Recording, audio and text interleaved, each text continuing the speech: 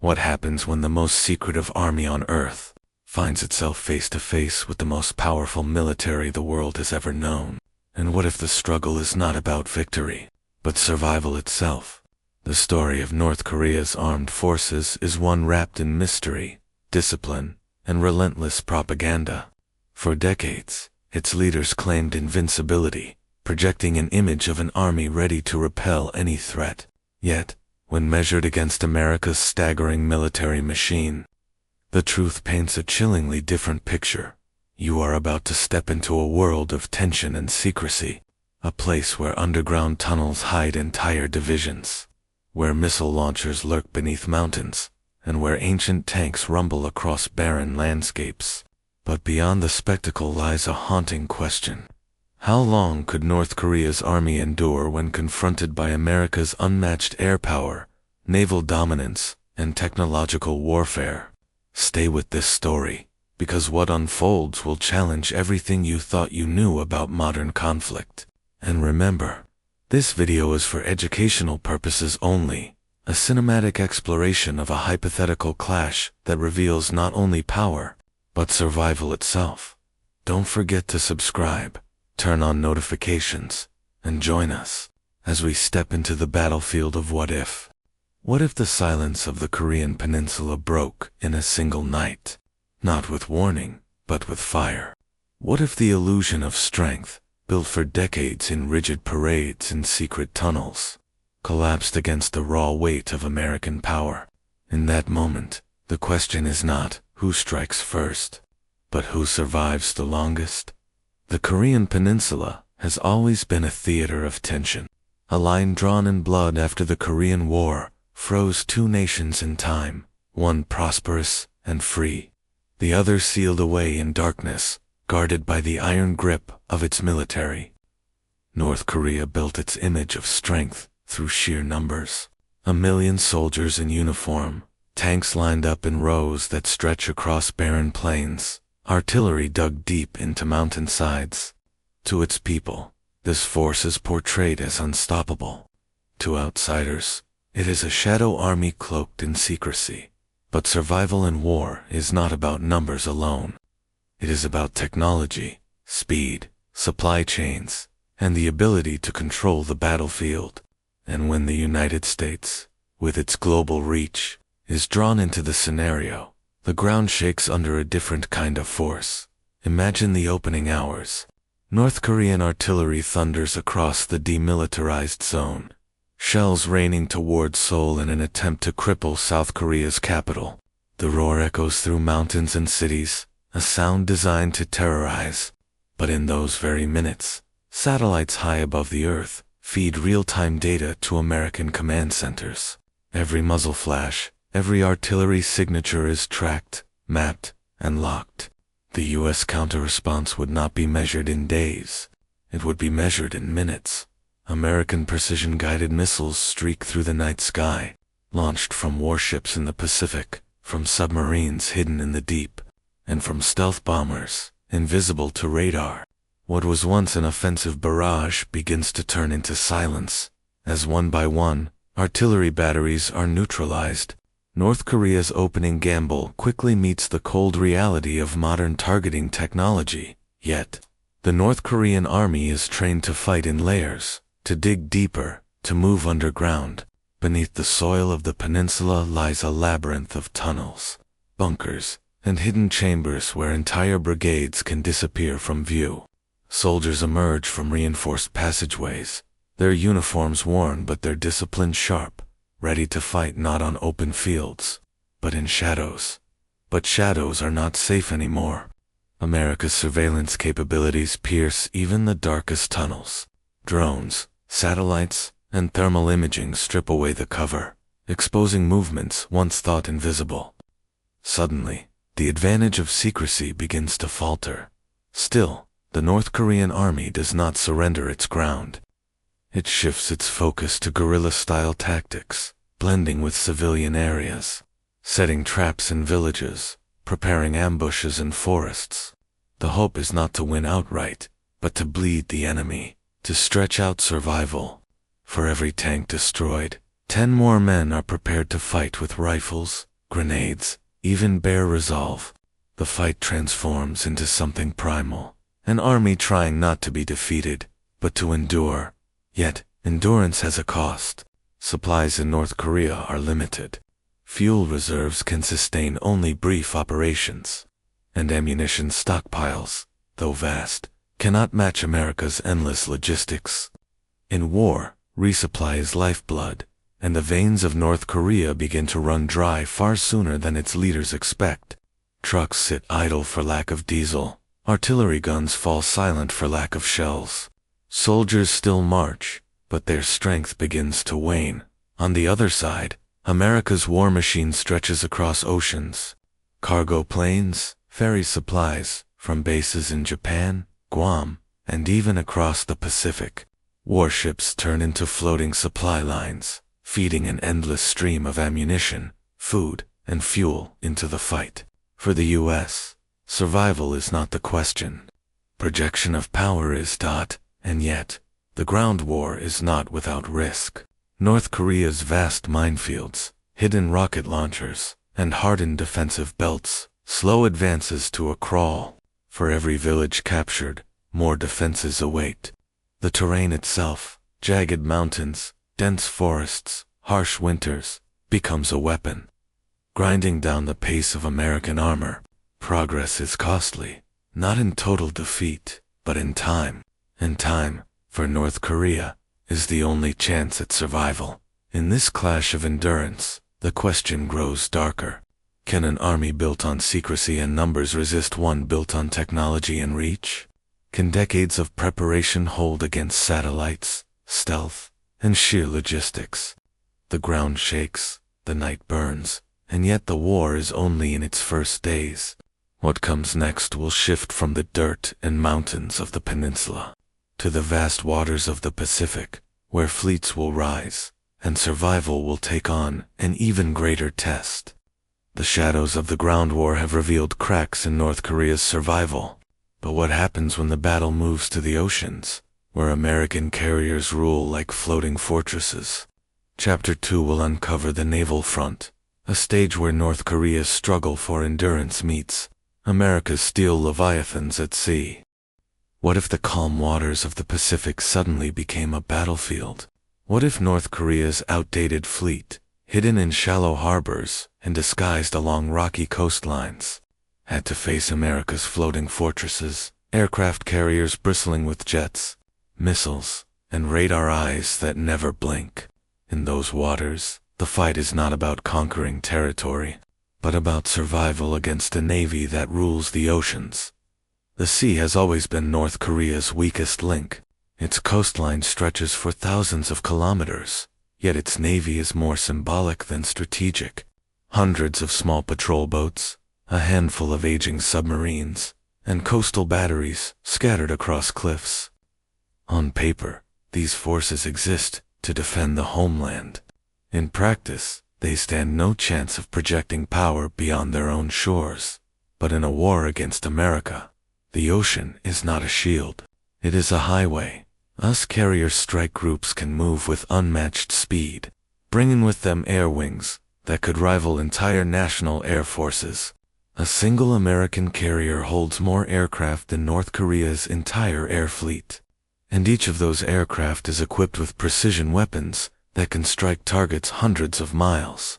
Inland, picture the scene, deep in the Pacific. The horizon glows with the lights of a carrier group.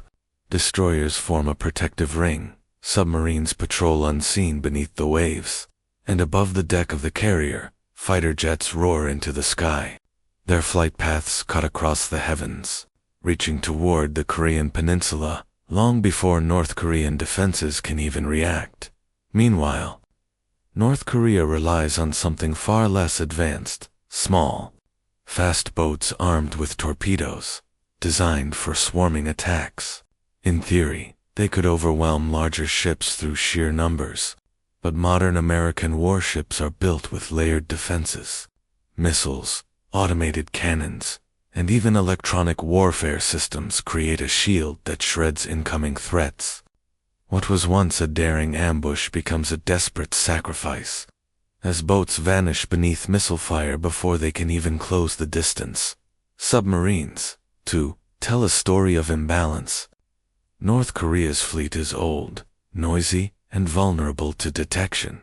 Some run on outdated diesel engines, leaving trails of sound that American sonar can track with ease. Against the silent hunters of the U.S. Navy, nuclear-powered submarines that can stay submerged for months, North Korea's undersea fleet has little chance of survival. Each attempt to move into deeper waters becomes a one-way mission, ending in silence on the ocean floor.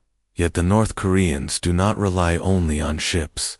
Along their coasts, artillery batteries, anti-ship missiles, and fortified positions are dug into cliffs and hidden in tunnels. These defenses are designed to make any approach costly, but America does not need to bring its carriers within range.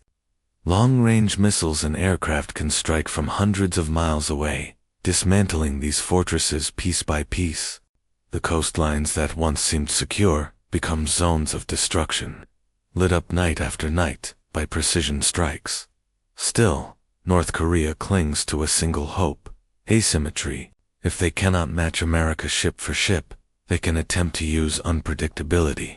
Mines laid across shallow waters, disguised missile launchers hidden near fishing villages, even cyber attempts to disrupt naval communications.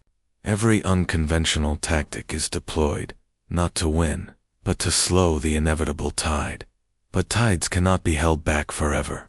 America's logistical reach ensures that the carriers never run out of supplies. Fuel, ammunition, and spare parts flow from bases in Japan, Guam, and beyond. The fleets remain fresh, rotating through missions with mechanical precision. Meanwhile, North Korea's supply lines are strangled by blockades. Harbors sit empty, ships rusting at anchor, unable to break the cordon of American power. As days turn into weeks, the imbalance grows undeniable. North Korea's navy, once a proud symbol of sovereignty, begins to vanish from the waters. Patrol boats are reduced to splinters. Submarines fail to return to port. Coastal batteries fall silent, one after another. The ocean, vast, endless, merciless, belongs to America, and with control of the seas comes a greater power: the ability to dictate the tempo of war. Supplies can be cut, reinforcements denied, blockades enforced. For North Korea, isolation deepens. The land is trapped, the sea sealed, and the sky soon to be dominated. But the sea war is not just about battleships and carriers. It is about what comes next. Because once America secures the oceans, its attention shifts upward to the skies, where dominance is measured not by ships, but by wings of steel. The question becomes chilling. If North Korea could not survive on land, and could not endure at sea, how long can its air force hold against the storm that comes from above? The ocean falls silent, the waves roll on, but the balance of survival has already shifted. What happens next takes the fight into the skies, where stealth and speed rule, and where North Korea's aging aircraft must face America's invisible hunters. The struggle for endurance continues in the air. What if the skies above the Korean peninsula suddenly erupted in fire and steel? What if North Korea's aging fighters, symbols of a bygone era, had to confront America's invisible hunters, stealth jets that strike before they're ever seen? In the air, survival is no longer about bravery alone. It is about who controls the very heavens. For North Korea, the Air Force is both a point of pride and a source of weakness. On parade, its aircraft roar across the skies, formations meant to inspire awe, but behind the spectacle lies an arsenal, decades old. MiG-21s, relics of the Cold War, a few MiG-29s, more modern but scarce, interceptors and bombers that once threatened in the 1970s, now outpaced by modern systems. In numbers, they may seem formidable. In reality, they are outmatched from the moment the war begins. The skies above Korea are among the most heavily monitored on Earth. U.S. satellites, AWACS surveillance planes, and radar networks paint a constant picture of the battle space. Every North Korean jet that takes off is tracked instantly. There is no surprise, no stealth, only exposure. Now, picture the first wave. North Korean jets scramble from hidden airfields, roaring upward to intercept. Their engines scream against the night. Pilots grit their teeth, trained to believe in their nation's strength. But high above them, unseen and silent, F-22 Raptors and F-35 Lightning Eyes are already waiting. These American stealth fighters slip through radar like shadows, striking before the enemy even realizes they are there. Missiles lock on from beyond visual range. By the time warning alarms blare, it is already too late. Jets vanish in fireballs against the night sky. This is not a duel, it is a hunt. America's fighters are supported by a vast machine. Refueling tankers keep them aloft for hours. AWACS aircraft coordinate the entire battle space, relaying information in real time. Drones circle silently, providing constant surveillance, and even launching their own strikes. Against this networked power, North Korea's isolated aircraft fight blind. Pilots depend on outdated radars, limited communication, and guesswork. Yet, despite the imbalance, the North Koreans fight on. They dive low to hide among the mountains. They fly in scattered groups, hoping to break through. They launch salvos of short-range missiles, desperate for a single victory. But each move is anticipated, countered, neutralized. The skies become a graveyard of outdated aircraft, their remnants falling like sparks over the land. And it is not just fighters that weigh on the battle. America's bombers, B-2 Spirits, B-1 Lancers, B-52 Stratofortresses enter the war. Each one is a flying arsenal, capable of striking hundreds of targets in a single mission. They soar at high altitude, out of reach of most North Korean defenses, and release storms of precision-guided bombs. Bridges collapse, runways shatter, command posts vanish in eruptions of fire. Every strike cripples North Korea's ability to coordinate. Air defense systems rise in response. Surface-to-air missiles streak into the sky. Radar-guided cannons blaze in defiance. For a moment, the night glows with the fury of resistance. But America's electronic warfare aircraft jam their radars. Drones mark their positions, and missiles from miles away destroy the launchers before they can fire again. Slowly, the shield of North Korea's air defenses crumbles. The air war is not only about destruction, it is about control. America's dominance in the skies allows it to dictate the pace of battle. Supplies cannot move without being struck. Reinforcements cannot advance without being seen. Leaders cannot command without their bunkers being targeted. Air superiority means isolation. Isolation means exhaustion, and exhaustion leads to collapse. Still, within this storm, North Korea clings to one final tactic: unpredictability. Some aircraft remain hidden in tunnels, emerging for sudden strikes before retreating. Drones of their own, though crude, attempt to harass U.S. bases. Even civilian-looking planes are adapted into decoys. Yet each surprise fades quickly against the relentless presence of American power. For every small victory, 10 losses follow. The skies grow quieter as days turn into weeks. Fewer North Korean fighters take off. Runways lie cratered and useless. Radar stations stand silent, their antennas twisted wrecks. Above it all, America rules unchallenged. The heavens themselves, once a shield of pride, now belong to an enemy, and with the skies under control, America's gaze turns elsewhere. The next front is not seen with the eyes, but with screens and codes. Because while the land, sea, and air may crumble under raw firepower, survival in the modern era also depends on something less visible, but even more decisive: a battlefield made of signals, data, and invisible attacks. The storm in the skies fades, leaving silence broken only by the hum of American engines overhead. But the war is not over, it is shifting. The question now is not who controls the land or the air, but who can control the invisible war of information. And in that war of codes and firewalls, the struggle for survival takes on a new shape. What if the deadliest battlefield could not be seen, heard, or touched?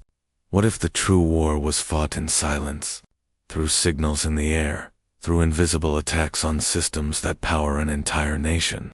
In the shadows of cyber and space, survival is not about bullets or bombs.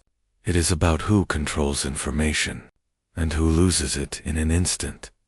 North Korea has long prepared for war with soldiers, tanks, and artillery. But in the 21st century, battles are no longer fought only on the ground. They are waged across computer networks, satellites, and communication lines. In this invisible domain, America's dominance is not measured in troops, but in servers, algorithms, and orbital systems that circle high above the Earth. The first strike is not a missile, but a blackout. North Korea's already fragile internet, limited and tightly controlled, is bombarded by command systems glitch, communications collapse.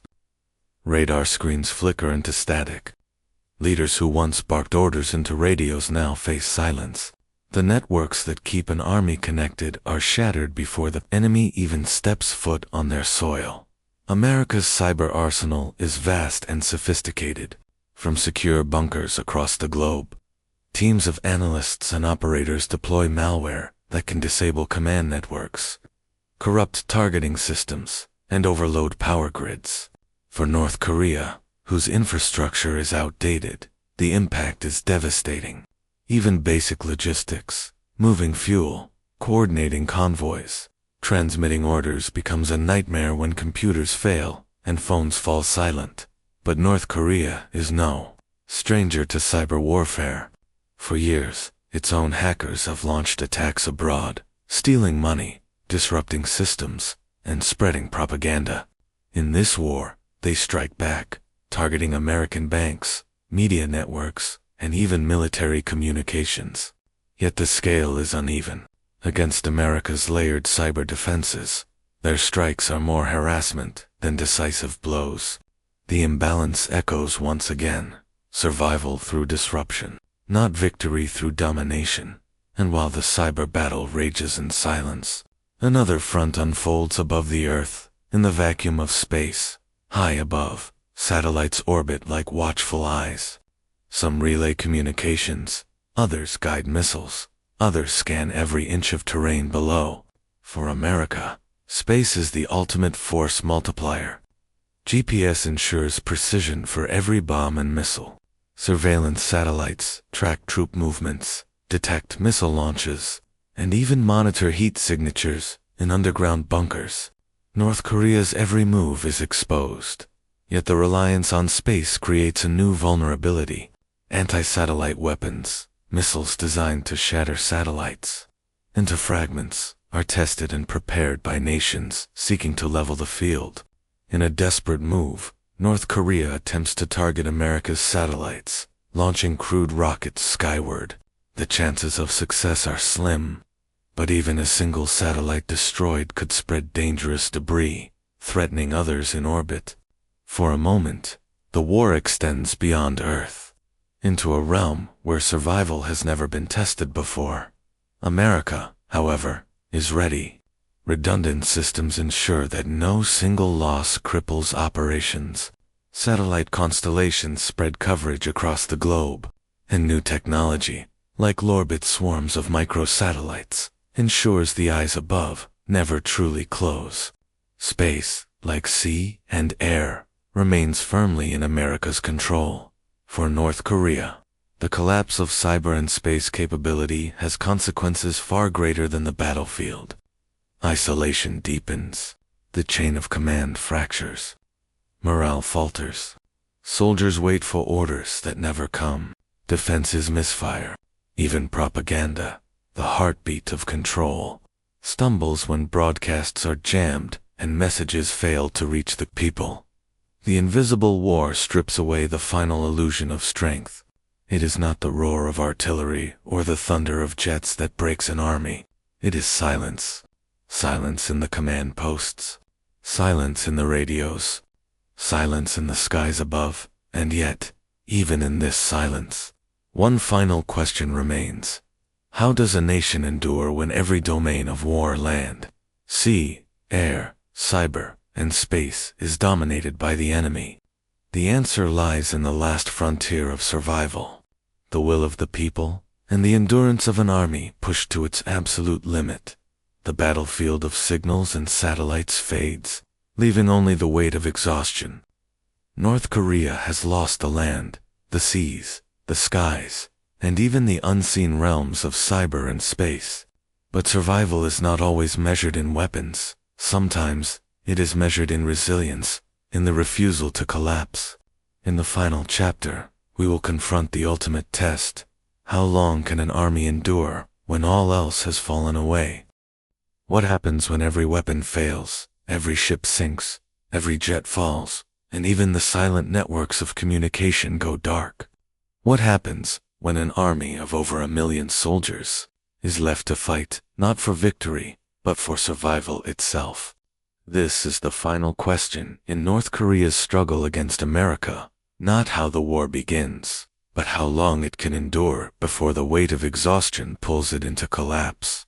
On the ground, the story is bleak. Tanks sit idle, their fuel long gone. Artillery crews stare at empty crates where shells once lay stacked. Soldiers march, but without supplies, their strength begins to falter. Hunger gnaws, fatigue spreads, and morale fractures. The vast formations that once appeared unstoppable are now shadows of themselves. In the villages and mountains, small units continue to fight. Guerrilla tactics, ambushes, sniper fire, desperate attempts to slow the tide. But these are not decisive battles. They are sparks in the darkness. Against America's overwhelming logistics, they cannot reverse the outcome. Each act of resistance is answered by precision strikes, surveillance, and relentless pursuit. The seas offer no sanctuary. Ports lie shattered. Submarines fail to return. The coastline is sealed by American carriers, their aircraft circling endlessly overhead. Supplies cannot enter, reinforcements cannot arrive, and isolation becomes absolute. The skies are silent. Once proud jets now rust on cratered runways. Air defenses, dismantled and destroyed, no longer rise to challenge the roar of American bombers. Above, the heavens belong entirely to a foreign power.